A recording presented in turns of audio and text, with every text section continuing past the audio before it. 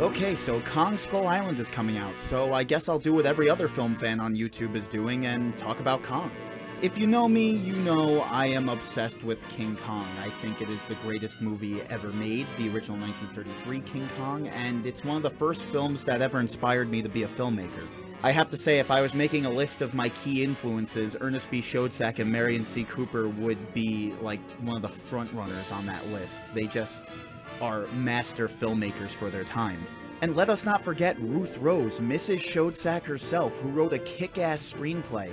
For a story that went from writer to writer, most of the dialogue in that movie is hers. She was the one who really gave it that adventurous Cooper and Schoedsack feel. She pretty much made the characters almost autobiographical in a way. If you look up who Ernest Schoedsack and Marion C. Cooper were, you'll see that Jack Driscoll is very much like Schoedsack, and Carl Denham is very much like Cooper. Let's not also forget the amazing special effects by Willis O'Brien that were revolutionary for their time. I know everything's CG nowadays, but there really is a charm to stop-motion animation, and he was the inventor of it. But I'm not here to give a review per se, I'm just here to talk about one specific aspect of the film. And that aspect is Kong himself. You see, I was gonna do a video of my top, 30 characters, because there are just so many characters I like that I couldn't fit it in a top 10 list. But Kong ranked number 1 every time I changed the list. And that really got me thinking. Lady Macbeth? Lost to a monkey. Randall Patrick McMurphy? Lost to a monkey. Patrick Bateman, Alex DeLarge, Rocky Balboa, Lauren Hind, whatever the fuck, Vanessa Ives, Alucard, the Joker, the list goes on. They all lost to a fucking giant gorilla. Why is that? I think it's because Kong is one of the first characters I ever grew emotionally attached to. Let me take you back to my childhood. It's 2005, so Peter Jackson's remake is just coming out. Around that time, a special 2-disc special edition DVD came out, and I was at Target and asked my aunt to buy it. Later that night, we watched it, and my life was changed forever. The visual effects blew my mind. I was also really obsessed with dinosaurs at the time, and I recognized some of the footage in this film was also used in an old VHS documentary for kids called Dinosaurs Fun Fact and Fantasy. But overall, I just liked looking at this movie. I loved the old black and white feel. I swear, if you watch this movie colorized, it's just not the same. There's just a beauty to the way this film looked, and the adventure was just so fun to watch. I loved the characters. But the thing is, I didn't expect Kong to die. Yeah, I thought he was gonna swat down those planes and win the day and maybe get sent back to Skull Island or something. But no. They gun him down. And it's really not his fault he caused all this destruction. He really doesn't know any better. He's in a place that he's unfamiliar with, and, you know, he's a giant gorilla. And the best thing about Willis O'Brien's animation work is that you can clearly tell what Kong is feeling. He ascends above a basic visual effect and becomes a living, breathing character. And all he cares about at this moment is Anne. And the real tragedy of it is Anne feels nothing back to him since she's scared shitless of him. I do like the way they updated Anne in the 2005 version. I think it's the one character change that exceeds the original. But at the same time, the original has its own tragedy to it since there's no connection between these two characters. It really is a one-sided relationship. And the time he takes focusing on Anne leaves him open to attack. And the way you just see Kong get weaker and weaker and start to slip off the Empire State Building and how the music just swells up, it's really emotional. And then when he finally fell, my jaw hit the ground. I couldn't believe it. They just killed King Kong.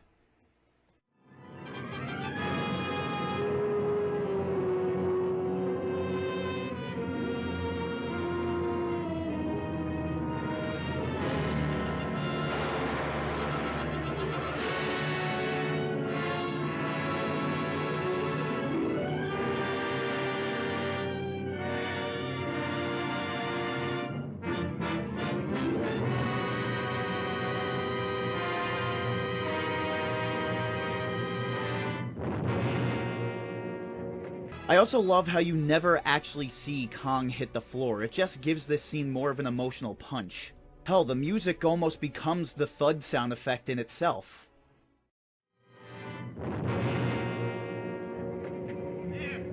And that famous final line by Carl Denham, played by Robert Armstrong, really staples the tragedy of the whole scene. Well, Denham, the airplane's got him. Oh, no. It wasn't the airplanes. It was Beauty killed the beast.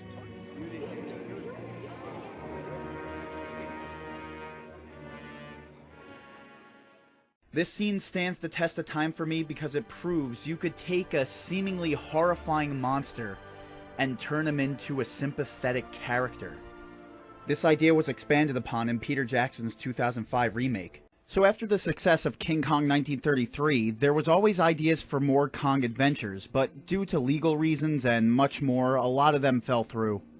What we did get was a sequel, 2 Japanese movies made by Toho, including the lovably cheesy King Kong vs. Godzilla, which, if you take your mind off of how the studio screwed over Willis O'Brien for the final time before his death, is a very fun movie.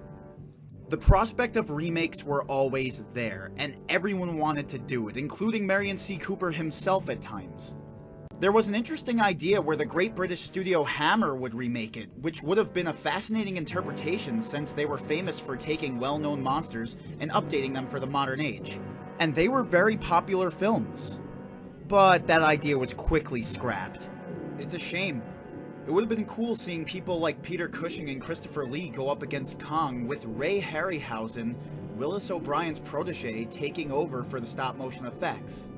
Cooper wanted to do a remake in widescreen Cinerama in the 1950s, and it would have had an amazing cast. It's speculated that Marilyn Monroe, a newcomer at the time, would play Anne, which is just perfect, and Carl Denham would be played by Orson Welles. That's right, Charles Foster Kane as Denham. This idea sort of came into fruition in Peter Jackson's 2005 remake. No, I'm not saying Jack Black's acting is as great as Welles. What I'm saying is, if you listen to the audio commentary, Peter Jackson says they were going for a more Orson Welles Citizen Kane feel with this Denham, even down to his hairpiece. Sure, I like Robert Armstrong's performance better, but in that case, Jack Black pulled off what he needed to be really well. This Denham is much more unhinged and crazy. In over his head, yet oddly methodical at times. Bring the tripod and all of the film stock. You want to go to the 6-inch lens? The wide angle will do just fine. In the 1970s, we got a remake by Dino De Laurentiis, and I'll be honest, I haven't seen this movie in full, but I've heard... You goddamn chauvinist pig ape! mixed reviews. I'm interested in the cast and crew since it stars future stars like Jeff Bridges and Jessica Lange, and the special effects were done by the great Rick Baker, who, along with Tom Savini and Rob Bottin, are the ones who stapled the notion of practical effects over CGI. Then, oddly enough, 10 years later, they did a sequel called King Kong Lives, starring Terminator's Linda Hamilton, and although it's neat to see a Lady Kong and Baby Kong, I really don't see why this movie was made. The 1976 Kong movie seems pretty forgettable in the grand scheme of things, and so much time had passed that you'd think no one would even think about it, and even if they did, who thought it needed a sequel? It's just weird.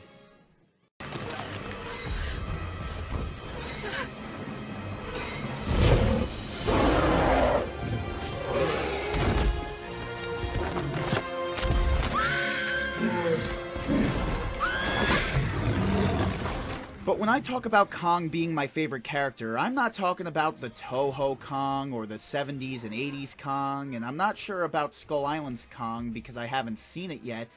I'm talking about the 33 and 05 Kongs, because they're the ones that I feel the most for and have the deepest character development. Like, if I get teary-eyed watching the original Kong die, you do not want to see me at the end of the 05 version. I start sobbing like a little bitch with a skin knee and shit. And there's nothing worse than watching a fucking fat man weep.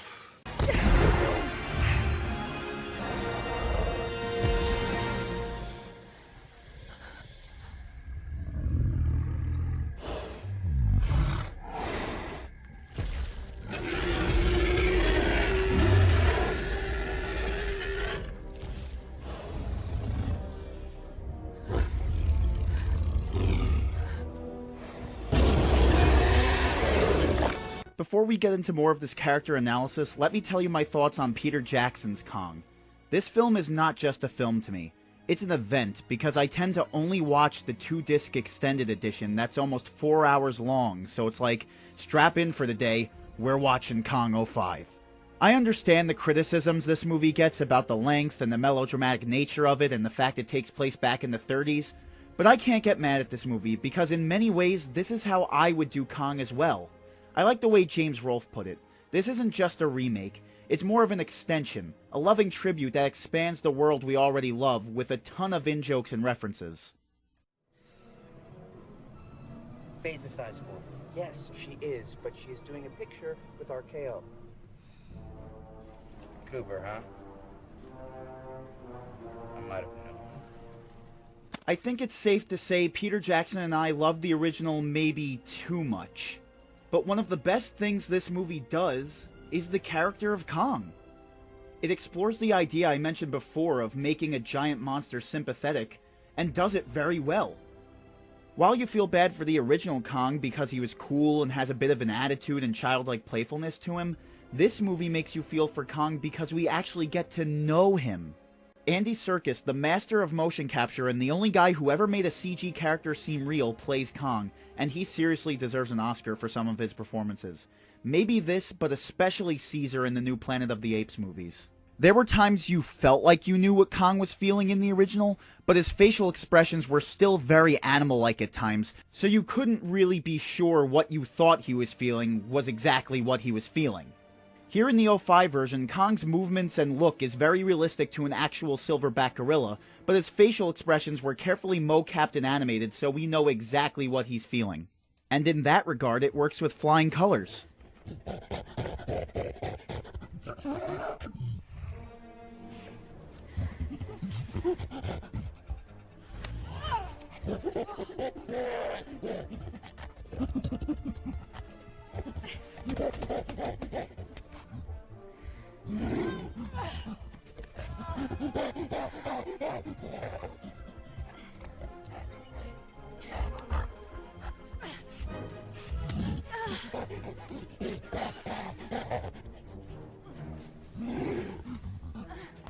As the film goes on, we see Kong change and evolve emotionally, and it's done with little to no dialogue.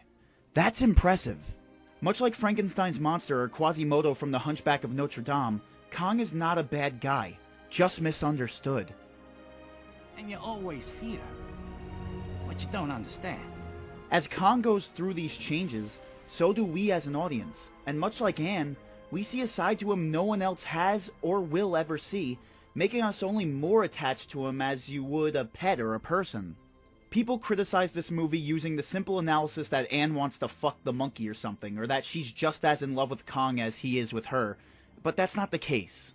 Once again, she just sees his soft side and knows he's not as bad a creature as he's said to be, and feels bad for him in a way. Is she partly responsible for this side becoming more prominent in him? Yes, but you also gotta believe that that side of him was always there. It just took someone kind to help him expose it. She stood up to him, and that demoralizes him. I said no!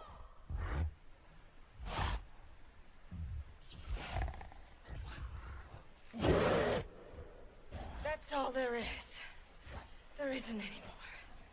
Then he becomes more confused when he can't bring himself to kill her, and to make things worse, he throws a childish tantrum and embarrasses himself in front of her.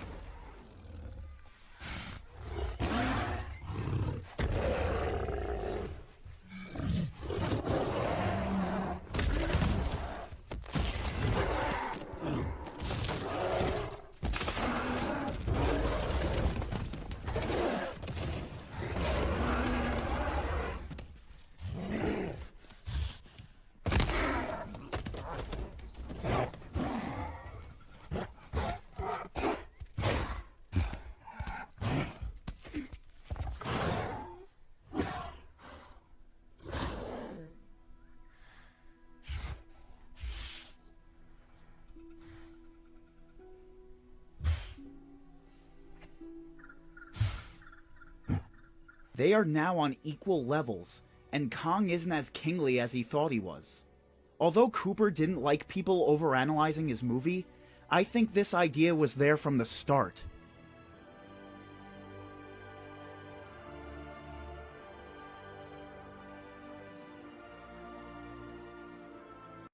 Is it a little mean to say love makes men go soft? Yeah, but this feeling has also made Kong stronger in different ways. In Peter's version, we see him learn how to communicate, for example. It's beautiful.